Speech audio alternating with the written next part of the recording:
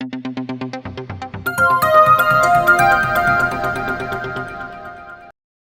वालेकुम दोस्तों, मैं हूं ताहा नसीम और आप मेरे साथ देख रहे हैं TN अरब हिंदी न्यूज।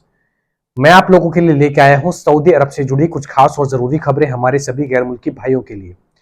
आज हमारे पास में गैर मुल्की वर्करों के लिए या फिर जो गैर मुल्की सऊदी अरब के अंदर बिजनेस करते हैं उनके लिए बेहद जरूरी जानकारी आ रही है। सऊदी अरब में नए कानून लाने के लिए एक ड्राफ्ट बनाया गया है जिसके अंदर बहुत सारे कानून तब्दील किए जाएंगे और बहुत सारे नए पनिशमेंट जो है गैर मुल्की वर्करों के लिए लाए जा रहे हैं अगर वह उन कानून का उल्लंघन करते हैं।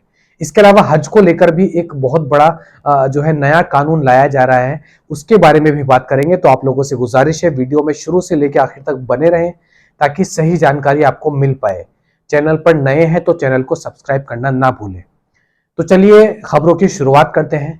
पहली बड़ी खबर हमारे पास में आ रही है हज एंड उम्रा कमेटी की तरफ से।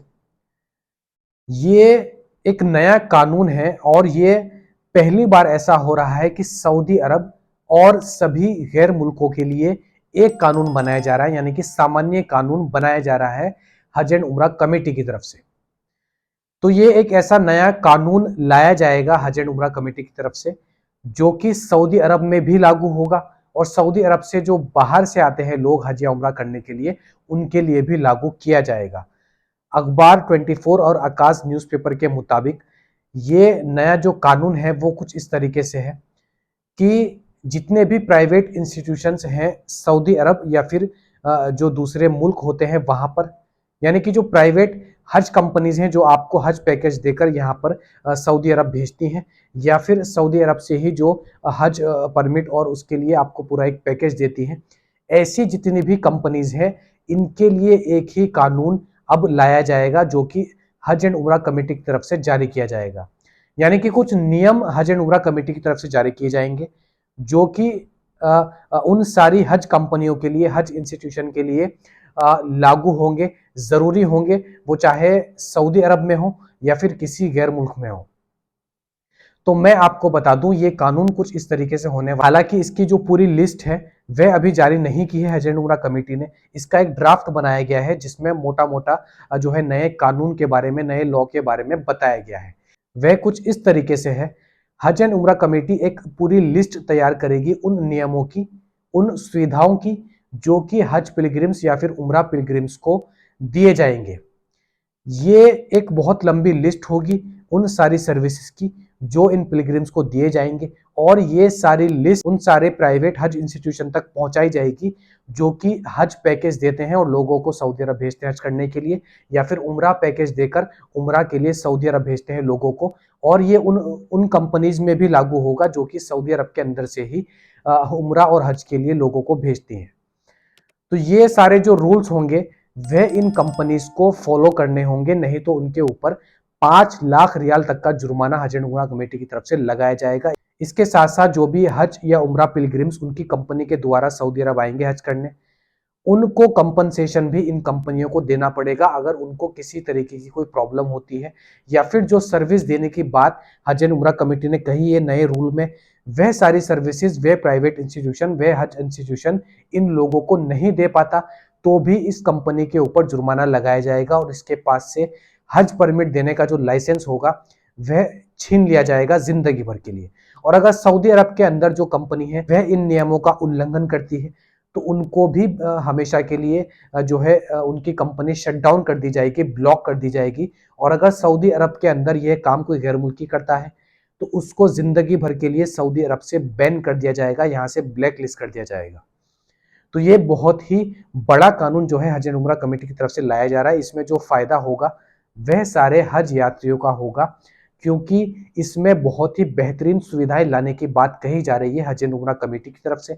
और जो भी कंपनी, वो चाहे भारत से हो, पाकिस्तान से हो, बांग्लादेश से हो, यूरोप से हो, कहीं से भी हो, अगर वह हज के लिए लोगों को भेजती हैं तो जो जो सुविधाएं हज एंड उम्रा कमेटी की तरफ से तय की जाएंगी वह सारी सुविधाएं उनको हर हाल में देनी पड़ेगी। नहीं तो उनके ऊपर अगर कंप्लेन हो गई तो उनका लाइसेंस रद्द हो सकता है और उनके ऊपर 5 लाख रियाल तक का जुर्माना लगाया जाएगा जो कि बहुत बड़ी रकम है। तो ये बेहद ही जरूरी जानकारी है। हालांकि ये जो नया रूल है ये अभी इंप्लीमेंट नहीं हुआ है, इसका एक पूरा जब ड्राफ्ट फाइनल हो जाएगा और जो सारे नियम है वह तय हो जाएंगे तो जो हज एंड उम्रा कमेटी की ऑफिशियल वेबसाइट है वहां पर इसको लॉन्च किया जाएगा, और जो सऊदी गैजेट की वेबसाइट है वहां पर भी इसको लॉन्च किया जाएगा। इन दोनों वेबसाइट पर लॉन्च होने के 90 दिन बाद ये वाला कानून इंप्लीमेंट कर दिया जाएगा ऑफिशियली। मैं आपको बता दूं कि ये सऊदी अरब का पहला ऐसा कानून है जो कि सऊदी अरब में भी और दूसरे मुल्कों में भी यानी कि पूरी दुनिया में भी लागू किया जाएगा।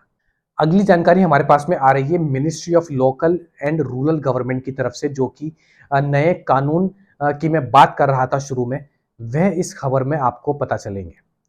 तो सऊदी अरब के अंदर अगर कोई भी गैर मुल्की कार्ट पर कुछ सामान बेचता है, यानी कि जिसको हम आम भाषा में ठेली बोलते हैं, उस पे अगर कोई भी सामान बेचते हुए पकड़ा जाता है तो उसके ऊपर 1200 से लेके 2000 रियाल तक का जुर्माना हुकूमत की तरफ से लगाया जाएगा। इसके अलावा जो गैर मुल्की कार में सामान बेचते हैं उनके ऊपर भी एक जो है जुर्माना सेट किया गया है। उनके पास अगर परमिट नहीं होगा गाड़ी में सामान बेचने का तो उनके ऊपर भी जो है जुर्माना हुकूमत की तरफ से लगाया जाएगा। इसके अलावा जो गैर मुल्की सऊदी अरब के अंदर बिजनेस करते हैं उनके ऊपर भी 5000 से लेकर 10,000 रियाल तक का जुर्माना लगाया जाएगा।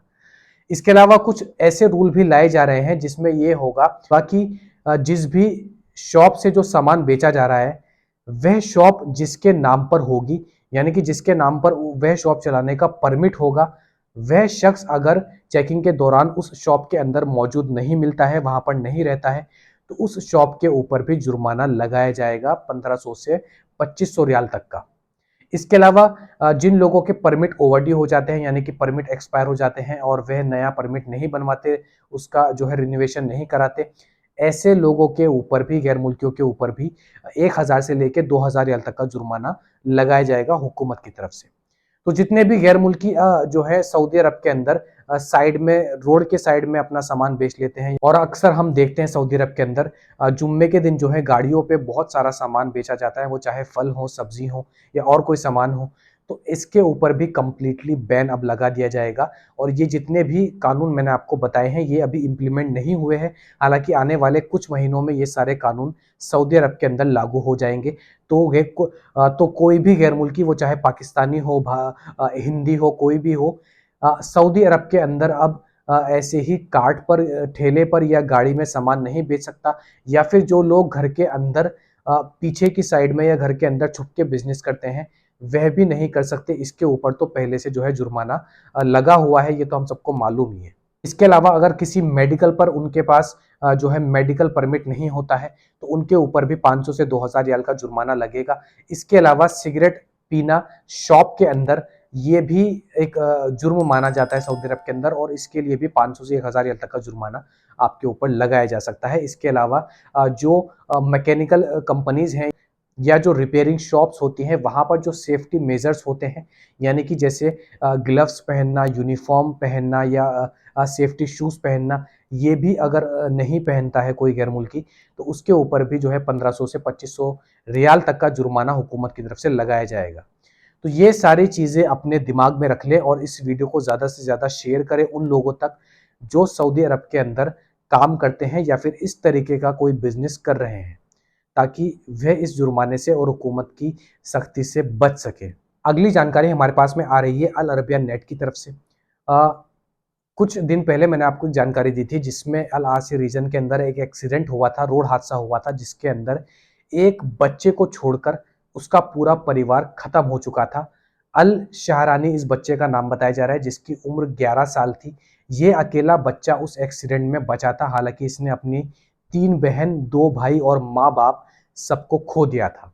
तो सऊदी अरब में सोशल मीडिया के ऊपर इस बच्चे के लिए काफी दुआएं की जा रही हैं और इसके लिए लोग सराहना कर रहे हैं कि किस तरीके से इसने अपने पेरेंट्स को खोने के बाद भी हिम्मत नहीं हारी, और ये जो है उस एक्सीडेंट में घायल हुआ था, जिसके बाद इसको हॉस्पिटल पहुंचाया गया और बताया जा रहा है कि अब ये सही हालत में है और अब अपने अंकल के साथ आसी रीजन के अंदर ये रह रहा है। तो ये तस्वीर आप देख रहे हैं उस बच्चे की और उसके अंकल्स के साथ में। तो इस वाकये पर आपकी क्या राय है वह आप हमें कमेंट बॉक्स में लिखकर जरूर बता सकते हैं। अगली जानकारी हमारे पास में आ रही है सबक वेबसाइट की तरफ से। सऊदी अरब के अंदर कफीलों का गैर मुल्की वर्करों को परेशान करना, उनके पास जो काम करने के लिए आते हैं उनको मारना, उनको परेशान करना, ये कोई नई बात नहीं है। ऐसा ही वीडियो सऊदी अरब के अंदर सोशल मीडिया पर एक जारी किया गया, जिसमें 3 सऊदी शहरी एक शख्स को मारते हुए दिखाई दे रहे हैं। बताया जा रहा है कि किसी डिस्प्यूट को लेकर, आपस में किसी बात को लेकर इनमें झगड़ा हुआ और इन सऊदी शहरियों ने उस बंदे को मारा, उस गैर मुल्की को मारा, जिसका वीडियो बनाकर प्राउडली यानी कि अपनी मर्जी से सोशल मीडिया पर भी जारी किया। पुलिस तक जब ये वीडियो पहुंचा तो पब्लिक प्रोसिक्यूशन ने तीनों ही सऊदी शहरी को गिरफ्तार किया और अब पुलिस उस शख्स की तलाश कर रही है जिसने ये वीडियो बनाकर सोशल मीडिया पे वायरल किया, क्योंकि ये भी एक क्राइम माना जाता है सऊदी अरब के अंदर। अगर कहीं कोई झगड़ा होता है, एक्सीडेंट होता है या कोई और डिस्प्यूट होता है, तो ऐसे वाकये की वीडियो बनाकर सोशल मीडिया पर रिलीज करना, ये भी एक जुर्म माना जाता है। साइबर क्राइम में इस जुर्म को काउंट किया जाता है। तो तीनों ही सऊदी शहरी को अब गिरफ्तार कर लिया गया है और रेलिवेंट कोर्ट में इनकी सजा के लिए इनको पेश किया जाएगा। तो ये थी आज की कुछ खास और जरूरी खबरें सऊदी अरब से जुड़ी हुई। ऐसी ही खबरें मैं आप लोगों तक डेली लेकर आता हूं। इसके अलावा सऊदी अरब में कोई भी नया कानून आता है, जैसे कि मैंने आज 2 नए कानून के बारे में बात की, तो ऐसे कानून की अपडेट सबसे पहले मैं आप तक पहुंचाता हूं। तो हमसे जुड़े रहने के लिए हमारे चैनल को सब्सक्राइब करना ना भूलें और वीडियो पसंद आई हो तो वीडियो को लाइक भी कर दें। मैं ताहा नसीम अब आपसे इजाजत चाहता हूं। इंशाल्लाह कल आपसे फिर मुलाकात होगी मजीद खबरों के साथ। तब तक अपना ख्याल रखें।